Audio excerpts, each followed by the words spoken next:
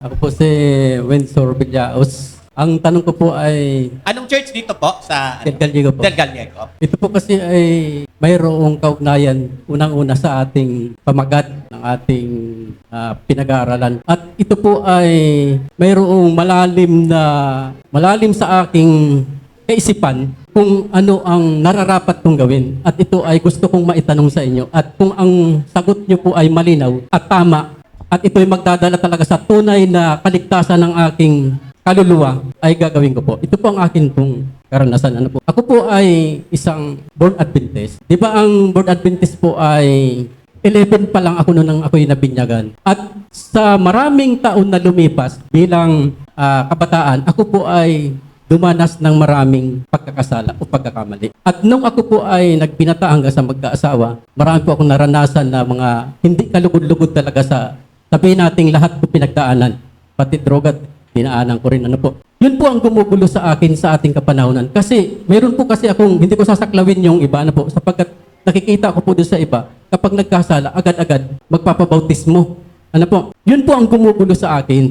Ano po yun? Halimbawa po, ako ba ay pwede pang magparibaptize sa kabila nung sapagkat ang sinasabi diyan ay isang pananampalataya, isang bautismo at isang pagliligtas. Ano po? Ay ako po ba kung gugustuhin ko pa bang magpabinyag para lang mailigtas yung aking kasalanan na nung una pa sapagkat hindi nakasama nung ako'y ilubog eh. Pero nung ako po ay mabautismuhan na, dumaan na nga ako ng maraming kasalanan. At yun po ang gumugulo sa kaisipan ko hanggang sa ngayon.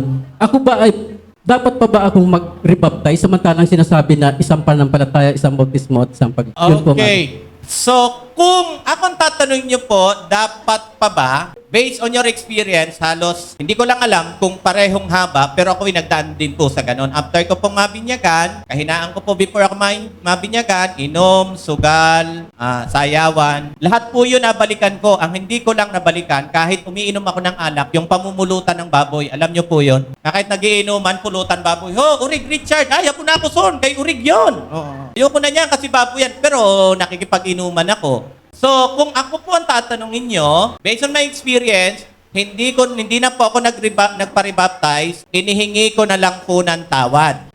Inihingi ko ng tawad. Pero kung gusto nyo rin po kung ang tanong nyo, hindi ba masama at biblical ba, ang rebaptism, biblical din po yan. Kaya nasa inyo po kung ano ang magiging desisyon nyo. Kung ang tanong nyo, biblical ba ang rebaptism, biblical na biblical po. Nasa Gawa 19. Actually, yung mga nasa Gawa 19, hindi nga po sila bumalik dun sa masamang uri ng pamumuhay nila eh. Ang kulang lang sa kanila, hindi nila alam ang tungkol sa banal na espiritu. Baga, nagkulang lang sila ng kaalaman at tamang aral patungkol sa Holy Spirit. Pero nabautismuhan na sila ng bautismo ni Juan. Alam naman natin ang bautismo ni Juan, immersion po talaga yon. At nung malaman nila na may kakulangan sila sa kaalaman o aral tungkol sa banal na espiritu, nagpabinyag po uli sila. So kung ang rebaptism, ang tanong ay legal at biblical, may basihan po. Pero kung ang tanong nyo, kailangan pa ba? Wala naman pong nabasa sa Biblia na sa bawat pagkakamali, magpa-rebaptize ka. Kung bawat pag-inom ko ng alak ay magpapa-rebaptize ako, ilang halos 3 taon akong pabalik-balik na araw-araw kay inom. Pakibailihan. O ilang rebaptism kaya ang mangyayari sa akin nun? Di mamamatay na lang ako, nare-rebaptize pa.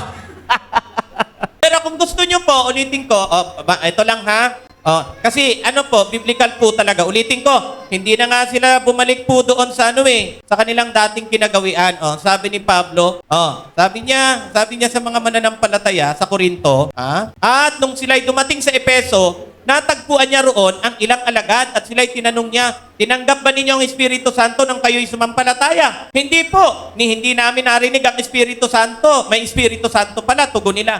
Kung gayon, sa ano kayo nabautismuhan? Tanong niya, sa bautismo ni Juan. Tugon naman nila. Kaya't sinabi ni Pablo, binabautismo kayo ni Juan ang mga tumalikod sa kasalanan. Ipinangaral niya ang pagsisisi sa mga Israelita upang sila'y sumampalataya kay Jesus ang dumarating sa kasunod niya. Verse 5, nang marinig nila iyon, nagpabautismo sila. Again, nabautismohan na po sila, sa bautismo ni Juan, pero nung nalaman nila, nakulang sila sa kaalaman, lalong-lalong may kinalaman sa banal na spirito, sila nagpabautismo sila sa pangalan ng Panginoong Yesus. By the way, binabasa ko pong translation is Magandang Balita Biblia. Mga kapatid, so ayan, kaya kapatid, mapanatag ang iyong kaluluwa. Mahalaga, pinagsisihan mo po ang iyong kasalanan. Pero kung gusto mo pong magparibaptize, wala pong nakikitang mali. Pero kung hindi naman, mga kapatid, kung may mga kapatid naman dito na mga legalista ang dating, huwag niyo hong pilitin ang isang kapatid na magparibaptize. Pero kung yun po ang kanyang tinitibok ng kanyang puso, go ahead. Mga kapatid, go ahead. Kasi kung pipilitin nyo, di na lang, kung pipilitin nyo na sila'y magparibaptize dahil gumawa sila ng mga maling bagay o pagkakasala, tanungin nyo nga sarili nyo, hindi ba kayo nagkasala? Kaya sa namimilit na magparibaptize yung isang kapatid na sa tingin niya nagkasala na matindi, Samahan niya na. muna. Oo, Sumama na siya. sabay na kayo. Merong may pinapayo sa atin si Mrs. White na ang sabi po doon, kung maintindihan mo ang message ng righteousness by faith, you may. Kung maintindihan mo. Ano ba yung iintindihin mo doon sa message ng righteousness by faith? Di yung buhay ni Kristo na ibinigay para sa'yo. Amen. Halimbawa ganito, yung nakabayubay sa cross, ginagamit nating depensa yun na, kita mo yung mamamatay na, yung mamamatay na, pwede pala yan na na hindi bautismuhan. Yung sabing ginagano, di ba? Ngayon, ang sabi ng mamamatay na yon na tip of the cross, ikaw ang Kristo, ang anak ng Diyos. Yun ang sabi niya.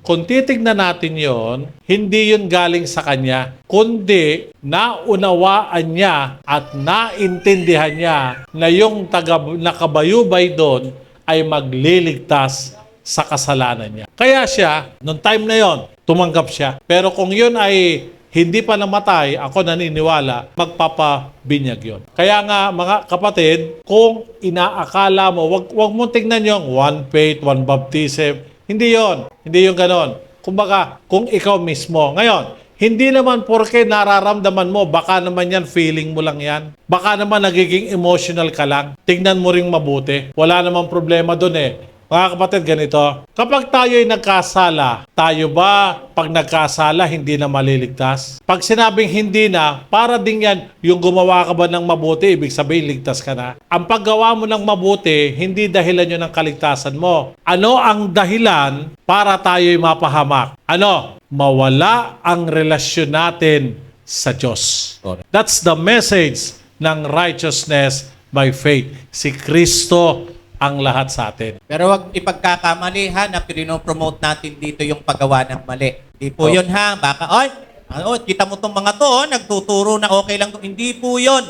Ang atin lang, pag gumawa ka ng kapalpakan, maliwanag ang sabi po, 1 John 2:1, sinusulatan ko kayo, mumunti kong mga anak upang wag kayo magkasala. Yun po ang ideal sa atin, wag magkasala. Subalit kung tayo'y magkasala, o kung kayo magkasala, anong sabi? Meron tayong tagapamagitan sa Ama, si Jesucristo ang matuwid. Yun ang sinasabi ni kapatid at Dr. Rocky Sempio. Meron tayong righteousness righteousness ng Panginoon hanggat tayo'y may relasyon sa Kanya. So ulitin ko kapatid hindi natin pinopromote na gumawa ng mali. Pero sa bawat pagkakamali at tayo ay hihingi ng tawad. Ang tinitingnan ng Diyos sa atin, hindi yung ating kapalpakan, kundi ang perfect obedience. Kaya ngayon sanctification, imparted righteousness, yung perfect obedience ng ating Panginoon, ang siyang tinitingnan sa ating buhay, hindi yung ating mga kapalpakan. Pero lilinawin ko, hindi natin pinopromote. Katulad ng sinabi ni Apostol Pablo, kung saan nananagana ang kasalanan, doon din nananagana ang biyaya. First, Romans 5:20. And then sabi po, paabusuhin ba natin? Ano pag ang sasabihin natin? Patuloy baga tayong magkakasala dahil habang nagkakasala, nananagana ang biyaya. Huwag nawang mangyari. So, para maging balanse po mga kapatid maliwanag po at maganda yung punto ni Brother Doc Rocky Sempio.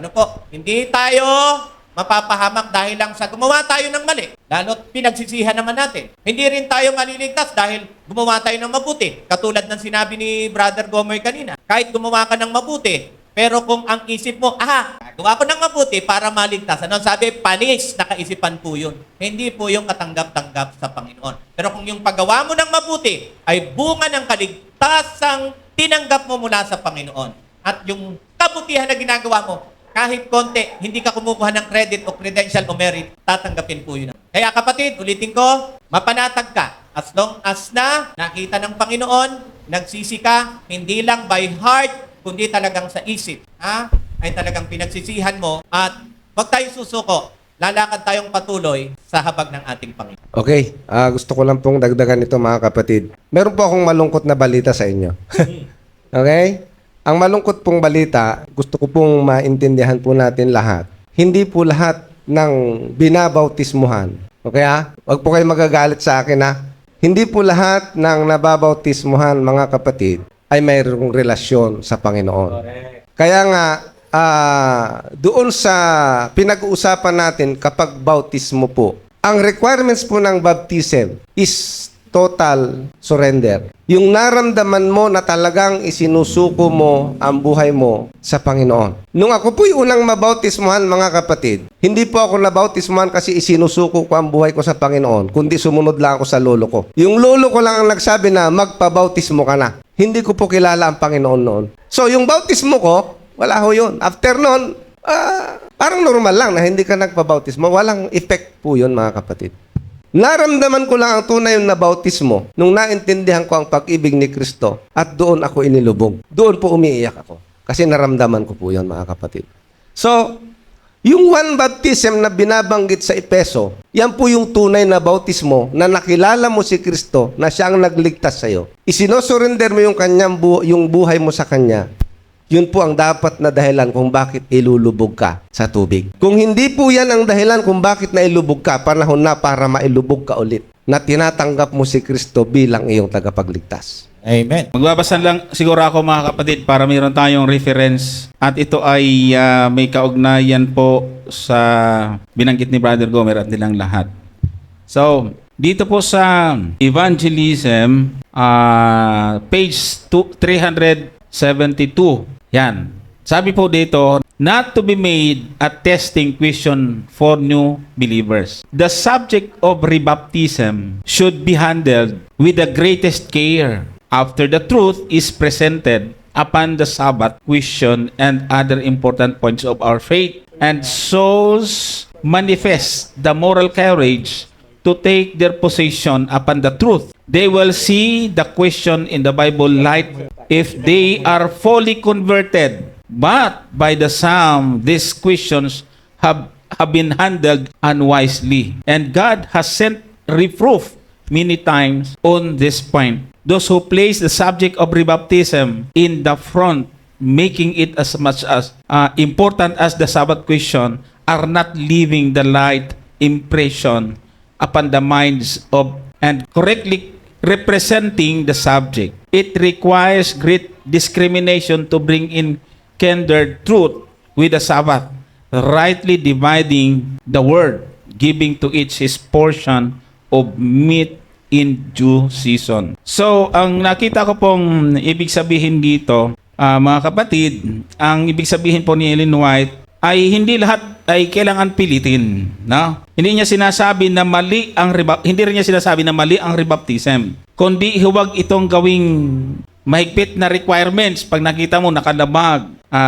Okay na yung sagot ni Brother Richard kanina. Ang prinsipyo mga kapatid ay yung pong may tamang lapat ng rebaptism. At ang isa po rito ay kung nararamdaman niya na doon siya magkakaroon ng peace of mind, pwede niyang gawin ito. So, nakadepende po doon. Hindi ito nakadepende sa buhay ng iba na tumitingin, kundi sa iyo, conviction mo, kung doon ka magiging payapa. Ayun.